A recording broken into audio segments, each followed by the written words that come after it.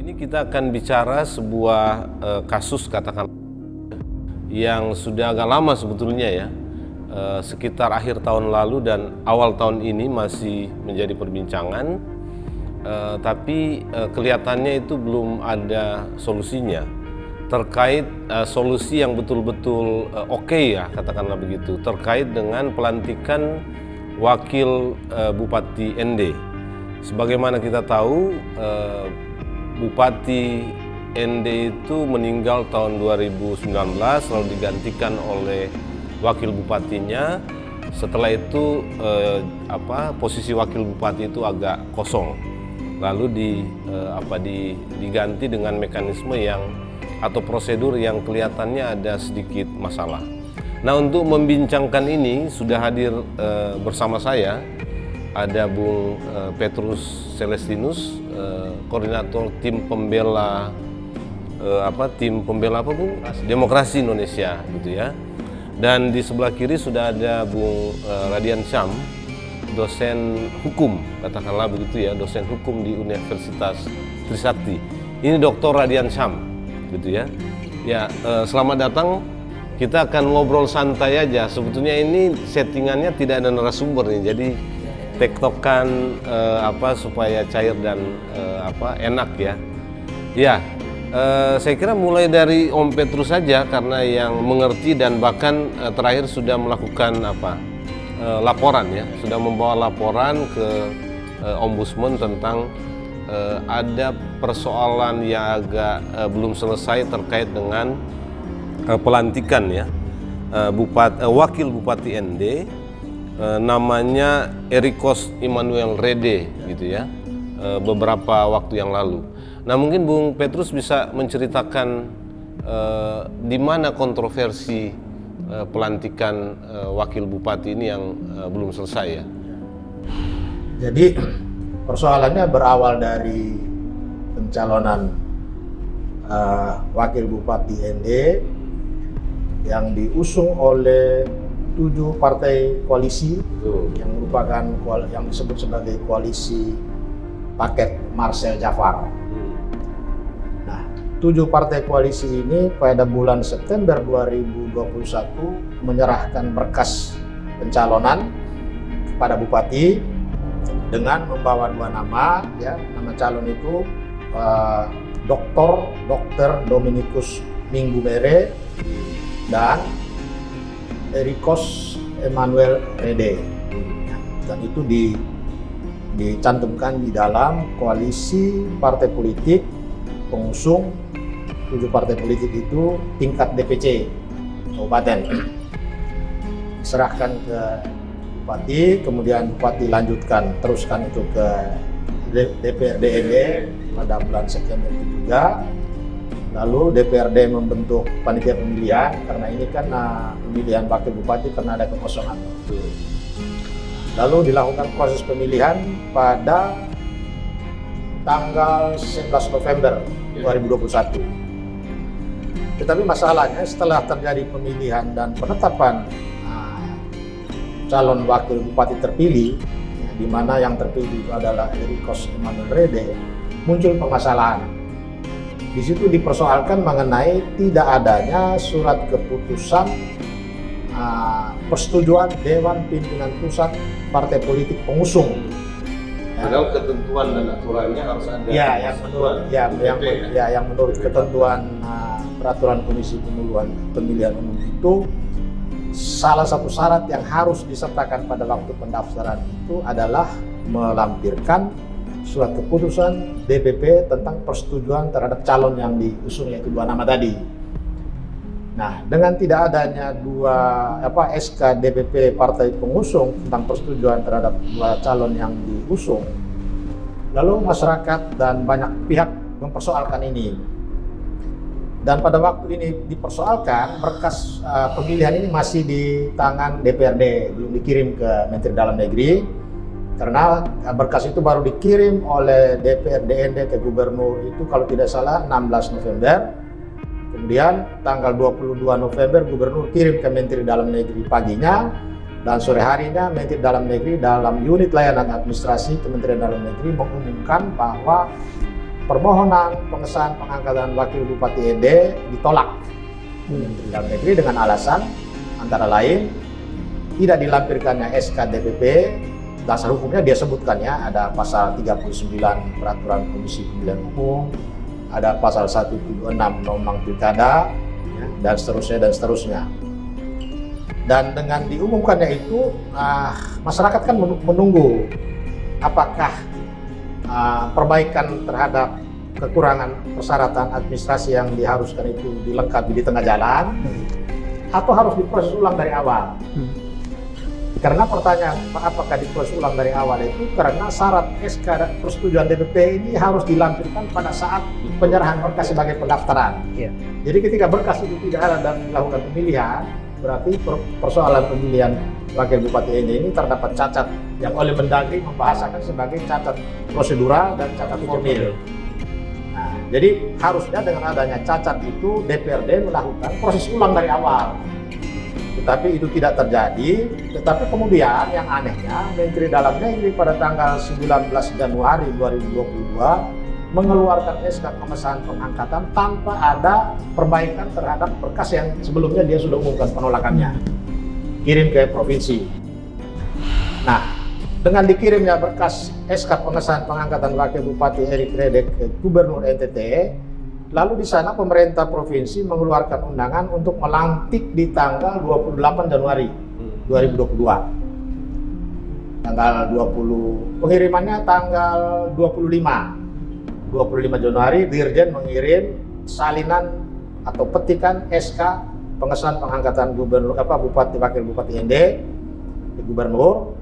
Tetapi pada tanggal 27 Januari 2 hari kemudian, Mendagri melalui Dirjen, ya, Dirjen atas nama Menteri Dalam Negeri, menarik kembali SK pengesahan pengangkatan wakil bupati ND Erik Rede dengan alasan terdapat persoalan prosedural dan formil yang mesti diperbaiki, ya, mesti diperbaiki.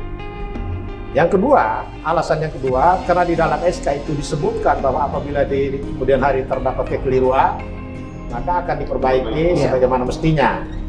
Artinya di sini Mendagri menyadari bahwa ada kekeliruan. Kekeliruan itu adalah soal prosedural dan soal formil. Nah, tetapi walaupun sudah ditarik oleh Menteri Dalam Negeri, Gubernur NTT mempercepat pelantikannya dari tanggal seharusnya 28 dimajukan menjadi tanggal 27 Januari, malam harinya itu dilantik wakil bupati ND ini. Artinya pada saat pelantikan itu terjadi, SK Mendagri yang harusnya menjadi landasan pelantikan itu sudah ditarik lebih dulu oleh Menteri Dalam Negeri. Nah, sampai sekarang Menteri Dalam Negeri yang sudah menarik kembali SK-nya belum bersikap apa-apa. Apakah mencabut SK-nya atau membatalkan SK-nya, atau menunda SK itu sendiri, atau merubah dan segala macam sesuai dengan peraturan perundang-undangan, tidak jelas sampai sekarang. Jadi di ND itu sekarang masyarakat terbelah dua dan jadi bingung. Mereka berhadapan dengan seorang wakil bupati yang tidak sah tetapi melakukan aktivitas pemerintahan, sementara sekelompok masyarakat lainnya menganggap sudah sah. Nah, inilah masalahnya. Iya, saya nggak tahu, mungkin Bung Radian ini bisa kasih komentar karena memang begini nih.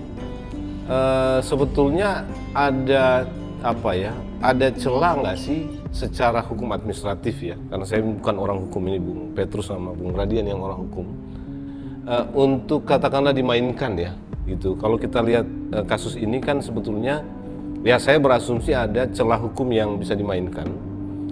Ini mungkin sifatnya lebih administratif ya, celah hukum administratif itu. Dan kasus kayak begini kan bukan 1-2 ini, mungkin ada banyak tapi kemudian tidak artinya dia ya mengalir begitu aja. Kalau orang sudah nggak ada yang protes, sudah selesai, sudah persoalan kan gitu, tinggal menunggu waktu lah. Kira-kira gimana Bung Radian? Terima kasih Bang Jerry.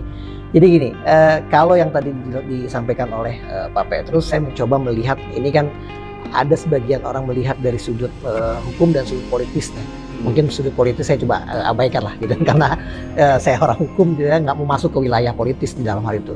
Nah, tadi jelas disampaikan oleh Pak Petrus bahwa sekali lagi kan gini, ketika salah satu, apakah itu bupati atau wakil bupati atau gubernur atau wakil gubernur ada yang berhalangan tetap, maka kemudian harus digantikan. Nah, kemudian yang menggantikan itu juga harus kembali kepada partai pengusungnya. Bagaimana partai pengusung itu kembali mengkonsolidasikan siapa yang akan menggantikannya. Contoh dalam kasus MD ini. Ini kan berawal dari bupati yang meninggal. Kemudian wakil bupatinya naik menjadi bupati. Berarti ada kekosongan di wakil bupati. Nah, wakil bupati ini kemudian harus diisi oleh kesepakatan yang dilakukan oleh para partai pengusung. Nah, seperti itu. Nah, siapa partai pengusung ini? Ya orang-orang partai-partai itu dan kemudian 7 partai tersebut. Dan kemudian juga harus ada keputusan dari DPP. Karena sekali lagi kan kalau kita bicara partai politik, pemilik akta partai politik itu kan adalah DPP. Nah, kemudian DPP lah yang menentukan siapa yang direkomendasikan untuk menjadi wakil bupatinya.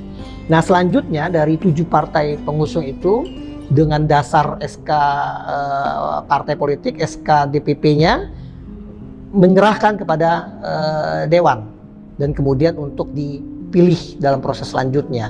Nah, artinya di sini syarat utama itu adalah keputusan dari DPP partai politik. Nah, jika kemudian pertanyaannya kan timbul, bagaimana kalau misalkan tidak ada? Ya kalau tidak ada maka kemudian tidak sah, karena kan syarat utamanya adalah keputusan dari partai politik. Itulah yang kemudian saya tadi coba tangkap, Mendagri menyadari di awal dengan mengatakan ada cacat prosedural dan cacat formil. Nah, artinya di sini Mendagri harus konsisten untuk tidak melanjutkan proses selanjutnya, gitu loh, Bang. Jadi ya saya melihatnya harus terpenuhi dulu keputusan dari DPP-nya.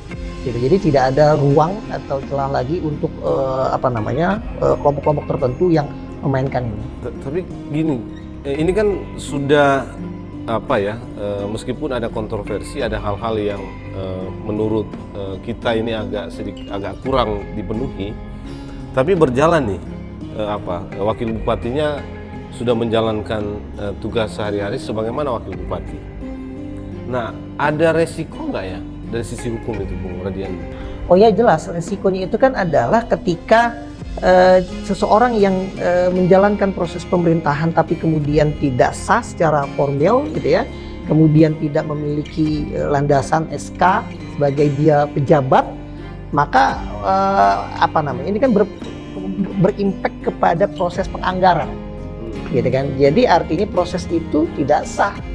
Gitu. Jadi kalau misalkan seseorang dia landasan hukumnya tidak ada, SK pengangkatannya tidak punya, gitu kan? Ini kan ada SK pengangkatan, tapi ada cacat dari SK itu, gitu. Ditarik. Tapi maksudnya gini, siapa yang mesti narik itu, gitu ya? Penarikan ini kan dilakukan. Lalu mekanisme untuk menariknya itu seperti apa itu? Ya, kalau faktanya kan Dirjen Otonomi Daerah atas nama Menteri Dalam Negeri pada tanggal 27 Januari itu dengan surat nomor sekian menarik kembali salinan dan petikan SK pengesahan pengangkatan wakil bupati ND. Nah, dan di dalam surat penarikan itu sendiri Dirjen atas nama Mendagri menyatakan bahwa terdapat kekeliruan, dan karena terdapat kekeliruan dia berargumentasi merujuk kepada di dalam SK itu sendiri, ya SK pengesahan itu menyatakan apabila di kemudian hari terdapat kekeliruan, maka SK ini akan diperbaiki atau diperbarui. Kemudian Mendagri juga mengakui itu tadi ada kekeliruan di dalam prosedur dan syarat-syarat formil, meskipun tidak disebutkan prosedurnya apa, syarat formilnya apa. Tapi kalau kita kembalikan kepada pengumuman di unit pelayanan Kementerian Dalam Negeri, diakui bahwa kekurang lengkapan SK DPP sebagai tanda persetujuan untuk pencalonan 2 calon, yaitu Dr. Dominikus Mumere dan Erikos Manuel Rede. Karena itu permohonan pengesahannya ditolak. Nah, jadi dengan penarikan itu mestinya Mendagri segera mengambil sikap tegas menyatakan kami mencabut kembali SK itu atau SK itu kami batalkan. Karena di dalam Undang-Undang Administrasi Pemerintahan itu sebuah keputusan tata usaha negara atau sebuah keputusan pemerintah itu hanya bisa dirubah, ya, atau ditunda pelaksanaannya Oleh pejabat yang dicabut, bersangkutan. ya, atau dibatalkan oleh pejabat yang mengeluarkan keputusan Iya. itu. Nah, masalahnya sekarang Dirjen itu bertindak atas nama Menteri Dalam Negeri. Iya. Artinya bisa saja dia sudah mendapat mandat itu. Iya. Kita mengartikan bahwa penarikan itu sudah identik dengan pencabutan atau pembatalan. Iya. Karena di sini ada kekurangan secara prosedural, ya, itu juga sudah diatur oleh Mendagri sendiri. Kemudian syarat formil seperti kelengkapan administrasi itu sendiri tidak ada. Tetapi lebih daripada itu sebetulnya ada syarat yang paling substantif, yaitu SK-DPP itu, ya, seluruh 7 partai politik itu kan harus menyertakan SK-DPP. Ya. SK-DPP ini mensyaratkan soal 20% kursi di DPRD. Ya. Karena di dalam ketentuan pasal 39 PKPU itu, Peraturan Komisi Pemilihan Umum nomor 1 tahun 2020 itu, dia bilang syarat ini merupakan syarat yang harus absolut, Iya. mesti ada. Dan mengapa mesti ada? Karena kaitannya dengan seorang wakil bupati atau bupati dipilih itu harus didukung oleh sekurang-kurangnya 20% kursi di DPRD, atau kalau tidak didukung oleh kursi di DPRD 25% dari partai politik yang tidak punya kursi, 25%. Jadi dengan tidak ada sama sekali SK-DPP dalam kaitan dengan pencalonan 2 calon ini, Pengusungan 2 calon. nah, itu berarti memang dukungannya 0%, tidak ada sama sekali. Yang mestinya pemilihan itu jangan dilakukan dulu pada waktu itu. Tetapi ini dipaksakan dilakukan oleh DPRD. Padahal di pertengahan Oktober ketua DPRD itu sudah menyurati masing-masing partai politik supaya selambat-lambatnya akhir Oktober melengkapi SK DPP tentang persetujuan pencalonan ini. Artinya 7 partai politik ini sudah tahu pada pertengahan Oktober sudah diingatkan, Iya. tapi ini semua diabaikan. Ya itu dia tadi Bang. Kalau misalkan saya tadi juga tangkap surat keputusan DPP itu memang itu menjadi syarat utama.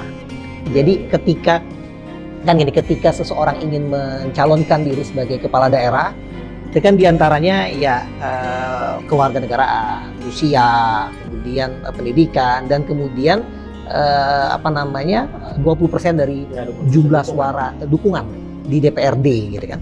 Nah, artinya kembali dalam persoalan ini menjadi penting keputusan koalisi, gitu, keputusan partai politik pengusung ini. Gitu. Nah, apalagi tadi dari Pak Petrus bilang bahwa ketua DPRD sudah menyurati untuk melengkapi. Kan sebenarnya kan ini harus kembali kepada niat dari pengusung. Gitu. Kalau misalkan harus melengkapi, harus dilengkapi. Ini artinya syarat sahnya itu sebetulnya bukan di DPC atau DPD ya, di tingkat provinsi dan kabupaten, tapi DPP ya. Dan memang itu persyaratan dalam undang-undang pilkada. Nah, dan kemudian diterjemahkan dalam peraturan KPU, baik ketika dia mau memulai awal maupun pengganti ya. Dulu itu kan di undang-undang yang lama, seingat saya itu kan rekomendasi dari setingkat di atasnya. Ya dulu Itu dulu seperti itu gitu kan. Baru Jadi dirubah ya. Misalkan bupati dia harus dapat rekomendasi dari provinsinya. Begitu juga sampai seterusnya. Tapi sekarang tidak, karena melihat banyak persoalan, kemudian akhirnya ditarik ke DPP. Tapi sebenarnya logika dasarnya juga sama. Artinya kan gini, kalau kita tahu partai politik ini kan pemilik aktanya adalah DPP. Jadi memang artinya semua itu berpulang ke DPP. Gitu. Ya, legitimasinya ada di DPP. Jadi sebetulnya kan problem paling utamanya itu ya, dia tidak didukung oleh surat dukungan resmi dari DPP. Saya nggak tahu, mungkin kalau ada informasi soal kenapa surat dukungan itu tidak diberikan. Ya, ini lebih kepada mentalitas pragmatisme di kalangan anggota DPRD. Atau partai di sana sendiri ya? Ya, karena mereka yang anggota DPRD itu juga pengurus partai politik di daerah. Ya, betul. Jadi mereka, saya tidak mengerti ya kenapa kok hal ini kan sederhana ya. Semua garisnya dari atas ke bawah, ya lengkapi dong SK DPP. Betul. Tapi ini tidak diurus. Memang gampang-gampang susah sebetulnya kan kalau kita lihat logika strukturalnya. Kalau di tingkat kabupaten kota sudah oke, mestinya di provinsi dan pusat itu sudah oke ya. Tapi memang kan begini prakteknya, apalagi dalam konteks pencalonan ini ya, baik pilkada maupun pemilu, prakteknya itu pencalonan itu dan surat dari DPP itu tidak segampang yang mungkin dipikirkan ya, karena seringkali di sana ada hal-hal yang di luar ini. Nah, saya nggak tahu apa kita untuk kasus ini ada nggak sih indikasi ke arah sana ya? Ini ya, memang kalau kita bicara politik uang di lingkaran partai politik itu kan mengerikan. Jadi bisa saja kesulitan kader-kader di bawah ini untuk mendapatkan SK itu tidak gampang ya, karena bisa saja terjebak dalam persoalan transaksi. Nah, tapi sebetulnya kalau kita lihat dari semangat pilkada di ND ini kan tersiar berita bahwa ada beberapa DPP yang mengeluarkan SK, tetapi SK itu hanya mencantumkan satu nama, sehingga dari segi persyaratan pun tidak terpenuhi dan harus 2 nama calon. Golkar mencantumkan 2 nama, memenuhi syarat, tapi dalam perjalanan salah satu calonnya mengundurkan diri. Itu berarti proses itu kan harus diulang lagi di atas. Nah, ini juga apakah karena ini lalu DPRD mengabaikan, padahal DPRD itu kan adalah orang-orang yang juga ada di dalam struktur walaupun mereka ada di tingkat DPC. Nah, jadi mestinya ini tidak perlu terjadi ya, karena rata-rata mereka orang struktur. Betul. Tapi ini dikesampingkan semua, padahal undang-undang sudah memberi kemudahan. Pemilihannya dilakukan oleh DPRD kan lebih sederhana ketimbang dilakukan pemilihan ulang kembali secara langsung. Ya. Nah, tapi semakin diberi kemudahan, semakin juga daya rusaknya dimunculkan dengan begitu banyak. Nah, ini yang jadi problem, sehingga kita khawatir jangan sampai persoalan pemilihan wakil bupati ND ini bisa juga pemerintah berpikir untuk kembalikan lagi kewenangan panitia pemilihan wakil bupati atau bupati yang berhalangan tetap ke KPU kabupaten atau provinsi, karena mereka lebih profesional. Bahwa pelaksanaan pemilihannya bisa saja tetap di DPRD provinsi atau kabupaten, tapi panitianya dikembalikan ke KPU. Tapi nggak semudah itu juga kayak Bung Petrus, karena seringkali KPU itu tersandra juga oleh partai, karena kan bagaimanapun dia harus mendapat persetujuan partai, gitu ya, pengusungan. Karena ini kan calon baru ini, yang sebetulnya tidak didaftarkan sebelumnya. Nah, mekanisme pendaftaran di KPU itu kan selalu butuh surat legitimasi dari partai. Ya, artinya kalau belum lengkap ya KPU juga belum iakan prosesnya. Jadi proses kandidasinya dimulai seolah-olah mulai dari awal ya, sebagaimana KPU melakukan itu. Betul. Nah, tapi undang-undang pilkada kita itu kan tidak mengatur sampai ke sana. Tidak. Dia memberi kewenangan itu kepada DPRD. Jadi kewenangannya dialihkan ke DPRD, tetapi syarat-syarat lain semuanya sama dengan yang dilakukan oleh KPU. Persyaratan administrasi, persyaratan pencalonan, persyaratan calon tetap sama. Hanya kewenangannya dialihkan ke DPR. Iya, memang itu sih problem ya. Kalau saya mau menilai, nanti Bung Radian bisa kasih komentar. Karena kan gini, ini koalisi 7 partai yang awal ini mungkin saja awalnya kompak dia ketika mengusulkan 2 nama. Tapi ketika ada beberapa waktu sudah terpilih gitu ya, kemudian dinamikanya menjadi lain ya. Mungkin ada yang nggak puas waktu pilkada partai tertentu, sehingga kekompakan 7 partai untuk menjadi pengusung calon wakil presiden ini itu tidak lagi wakil bupati tidak lagi sama dengan waktu mereka berkoalisi untuk mengusung pasangan calon dalam pilkada gitu. Jadi ada dinamika politik yang berubah gitu. Tapi secara hukum memang ada celah yang bisa dimainkan atau ya katakanlah bisa digunakan oleh pihak-pihak yang punya kepentingan politik tertentu untuk memainkan itu ya. Iya.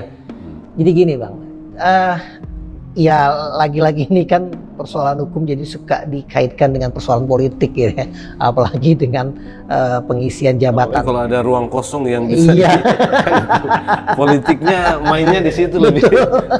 Apalagi dengan persoalan pengisian jabatan gitu ya, pengisian jabatan kepala daerah yang selalu menjadi seksi, ya kan, dari setiap periode ke periode. Nah, tetapi saya kan tetap melihatnya kita harus patuh kepada aturan, harus patuh juga kepada frasa yang udah kita sepakati. Nah, janganlah kemudian kita mencari ruang, gitu kan, dan kemudian menarik-narik, cari dukungan partai politik tertentu yang kemudian akhirnya mengabaikan prosedural dan mengabaikan formil itu sendiri. Nah, saya sepakat tadi yang tadi disampaikan oleh Pak Petrus, artinya gini, ini kan Ketua DPRD lagi-lagi sudah mengirim surat untuk dilakukan kelengkapannya, untuk terpenuhi. Ini Ketua DPRD loh yang ngomong gitu kan. Dan dia bukan hanya lisan tapi dengan surat. Artinya dia menyadari ada sebuah prosedur yang harus dilengkapi, yang terlewatkan kan gitu. Nah, kemudian ditambah lagi tadi informasi Mendagri udah lewat situs resminya menyatakan ada kekurangan, ada cacat formil dan prosedural. Nah, ini yang sebenarnya harusnya tetap konsisten, ditahan, dijaga.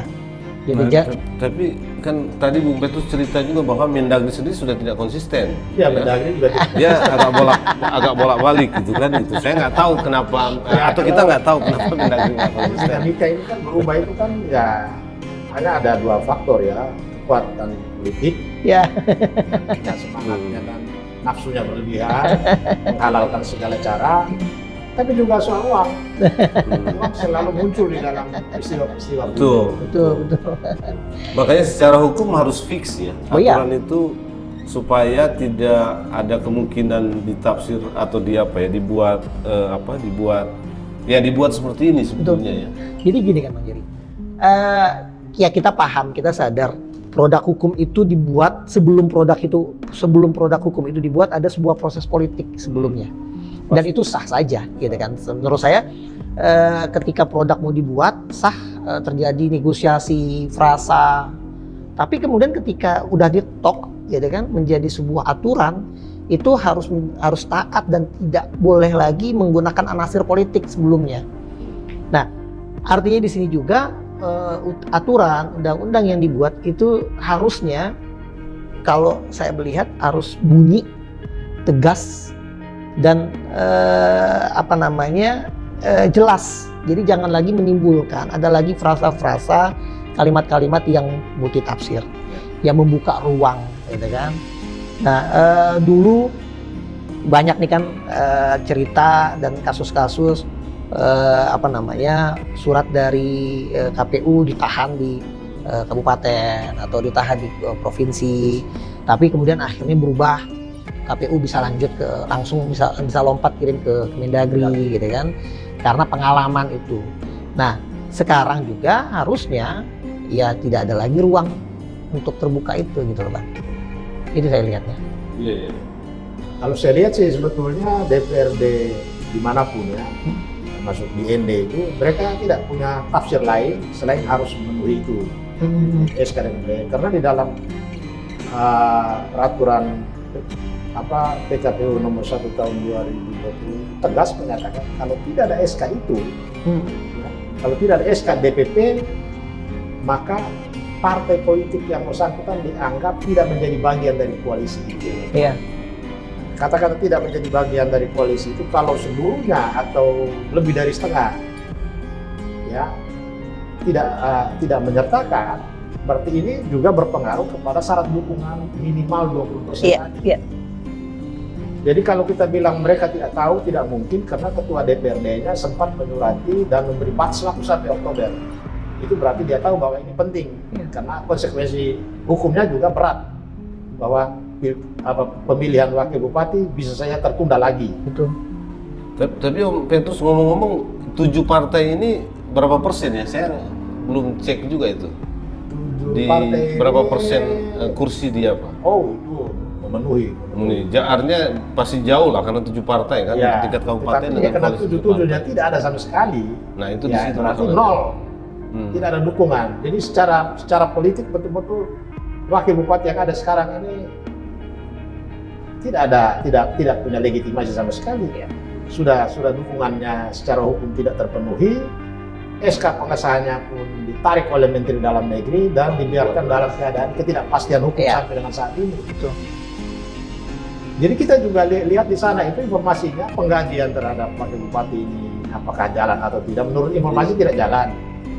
Sementara fasilitas sebagai wakil bupati dia sudah nikmati. Ya. Kendaraan, tanda pangkat, uang dan segala macam. Tetapi di mata masyarakat ini terjadi kontra dan pro. Nah, ini biar masalahnya sebetulnya Mendagri harus bersikap tegas. Iya. Kalau disuruh proses ulang juga kan apa sulitnya? Dan di awal kan juga sudah menyampaikan di situs resminya Mendagri. Mendagri sudah bahwa dan alasannya persis sama seperti yang juga diungkap oleh masyarakat di bulan Desember. Di Desember kan masyarakat sudah ributkan. Iya. Sebelum berkas ini dikirim ke Menteri Dalam Negeri.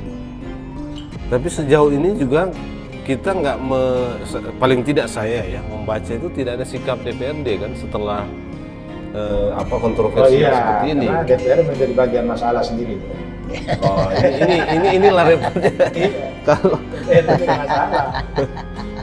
Kalau semua ya artinya kadang-kadang ini juga banyak soal kita ya. Di satu titik tertentu lembaga-lembaga atau ya katakanlah badan-badan yang punya katakanlah otoritas dan kewenangan terkait dengan itu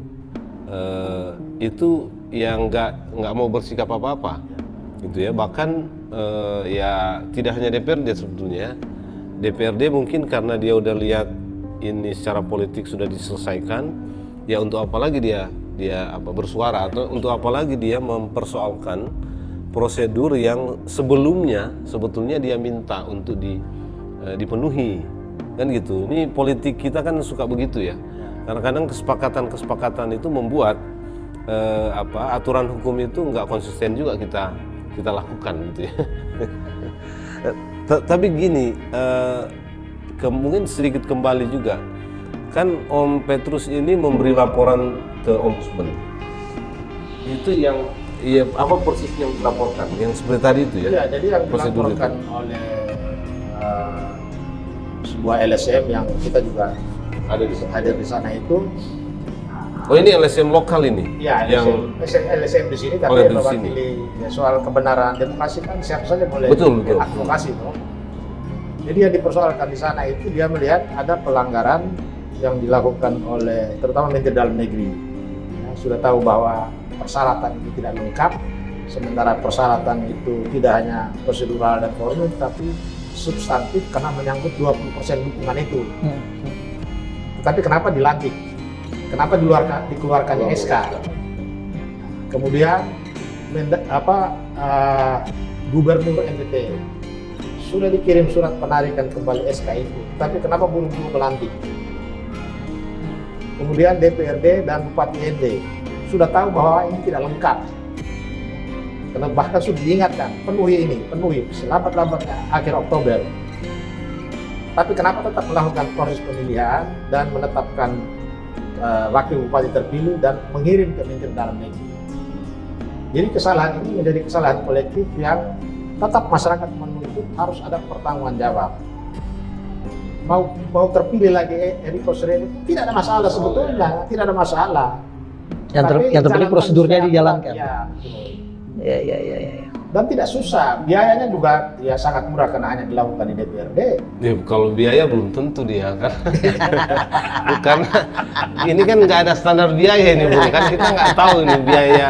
Biasanya kalau kasus makin rumit itu biayanya makin tinggi kan, dalam politik kita itu biasanya begitu. Dan kadang-kadang itu yang sengaja dibuat rumit supaya nilainya naik kan gitu. Itu kasus begitu kan sudah banyak kita lihat ya. Tapi saya kira ini bagian juga dari upaya kita untuk patuh terhadap regulasi ya. Kan ini negara hukum ya.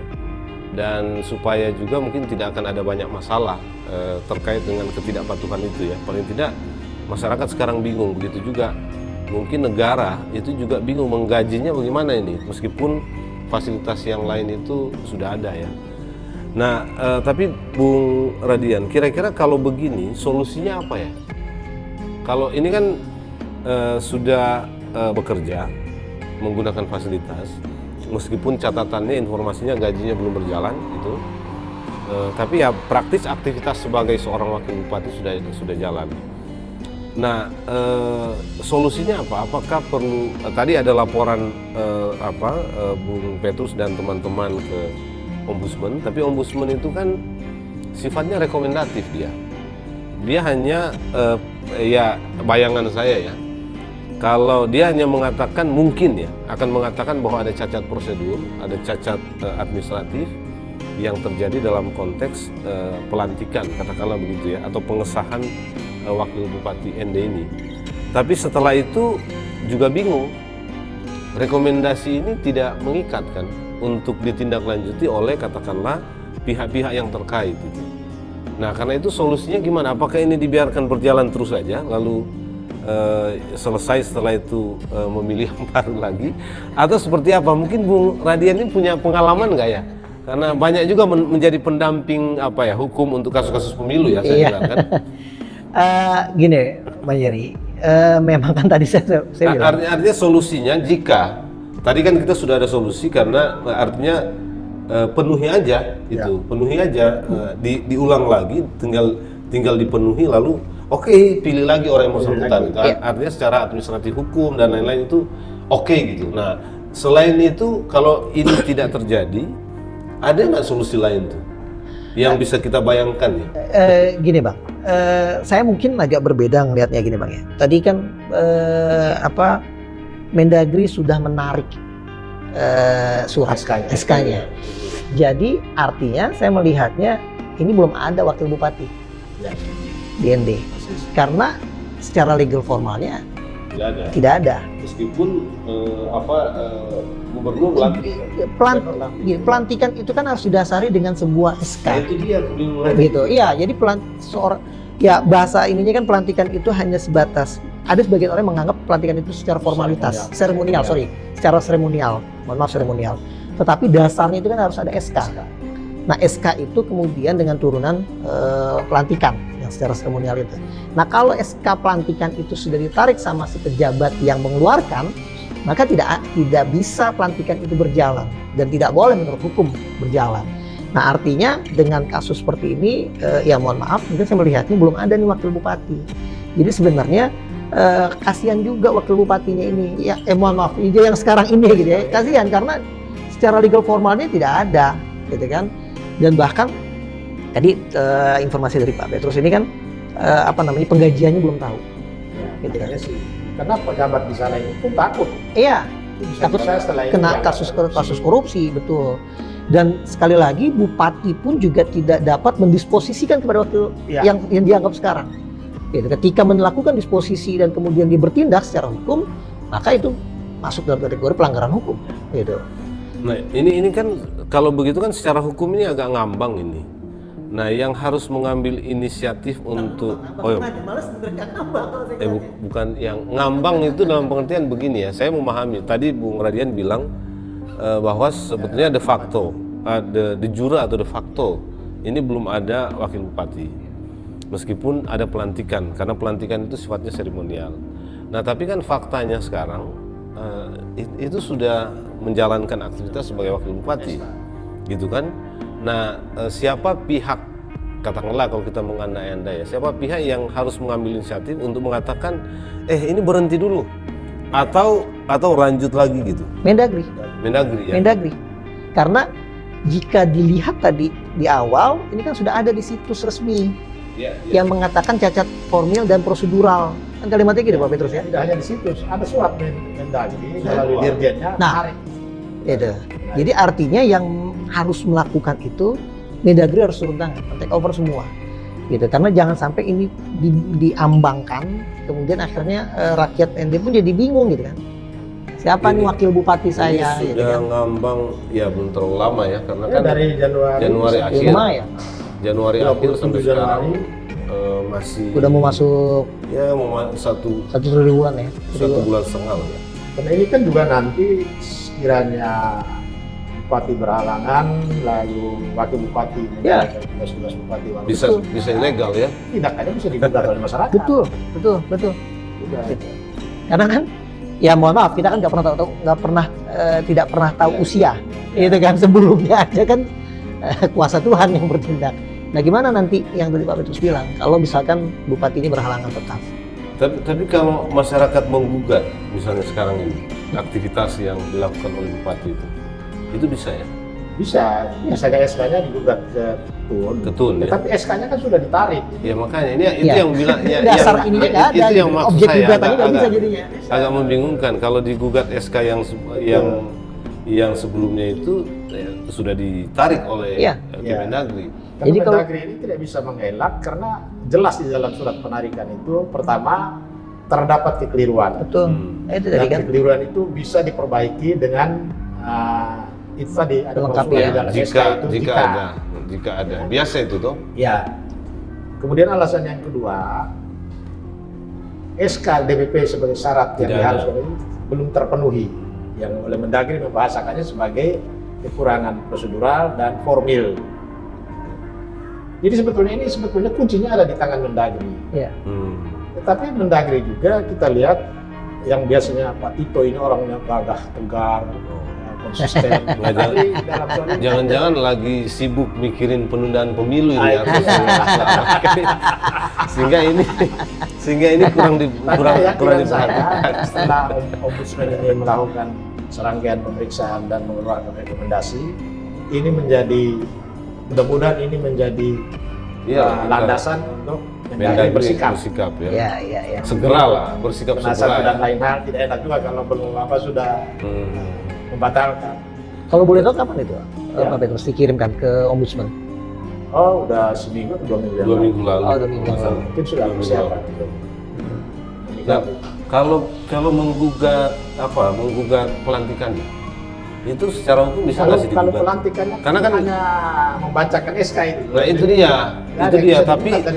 Tapi kan begini, seremonial pelantikan ini, saya lihat kalau dalam kasus ini, itu dijadikan semacam alasan untuk wakil bupati itu menjalankan aktivitasnya sebagai wakil bupati.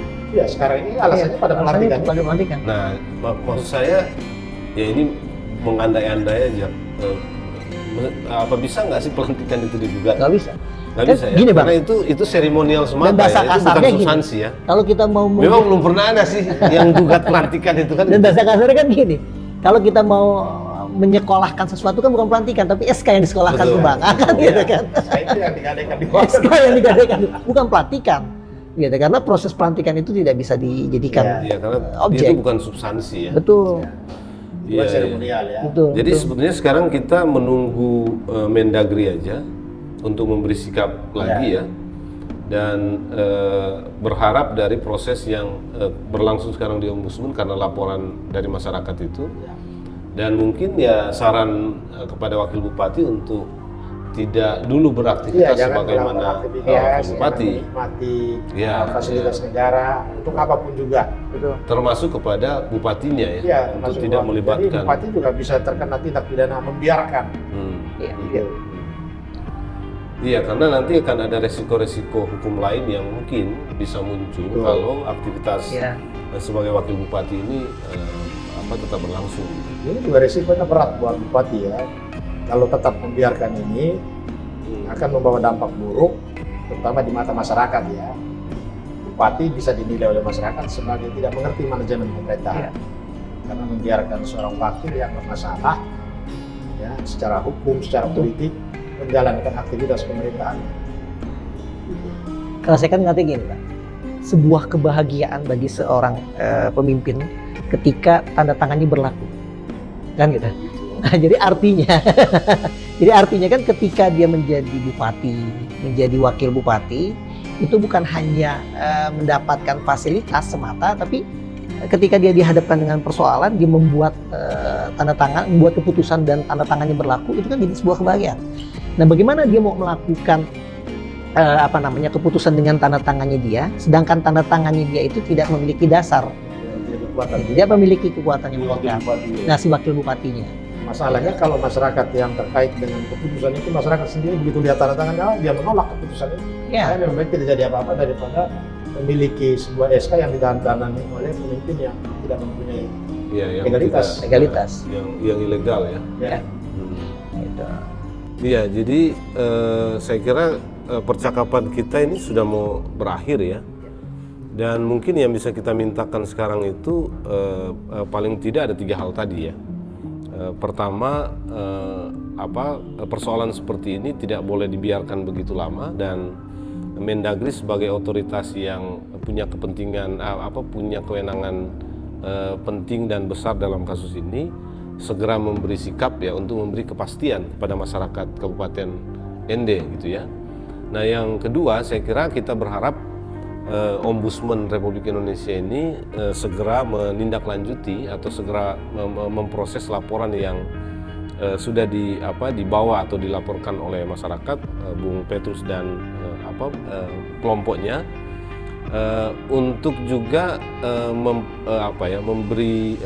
menilai sebetulnya sejauh mana prosedur yang berlangsung dalam konteks pemilihan dan kemudian penetapan serta pelantikan Wakil Bupati ND ini sesuai dengan mekanisme atau tidak. Kalau tidak ya memang harus segera memberi rekomendasi untuk memperbaikinya. Lalu yang ketiga, saya kira kita berharap Bupati dan kemudian Wakil Bupati itu tidak menjalankan aktivitas sebagai sebagai Wakil Kepala Daerah dulu sebelum ada kejelasan dan ada kepastian dari katakanlah dari Mendagri terkait dengan SK pengangkatan sebagai Wakil Bupati yang sebetulnya ada cacat prosedur dan cacat hukum lah ya, cacat formil gitu. Nah,